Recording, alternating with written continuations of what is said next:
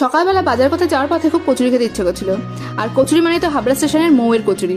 তো চলে গেলাম মৌয়ের কচুরি খেতে। আর মৌ আমারই ক্লাসমেট ছিল, ও নিজে একা হাতে পুরো বিজনেসটা চালাচ্ছে, তার সাথে পড়াশোনা করছে। এটা দেখতে খুব ভালো লাগে যখন দেখি একটা মেয়ে এতটা স্ট্রাগল করছে আর নিজের কেরিয়ারের সাথে সাথে পড়াশোনা সমস্ত কিছু একসাথে চালাচ্ছে।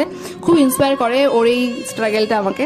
আর কচুরির বিষয়টা কিছু বলার নেই, দারুণ খেতে হয়। তো কচুরি খেয়ে চলে গেলাম বাজারে মাছ আনতে। আর মাছ আনার কারণ হচ্ছে গিয়ে সামনে কিন্তু খুব ভালো একটা রেসিপি ভিডিও আসতে চলেছে, তার জন্য যারা চ্যানেলটাকে এখন সাবস্ক্রাইব করেন সাবস্ক্রাইব করে রাখো।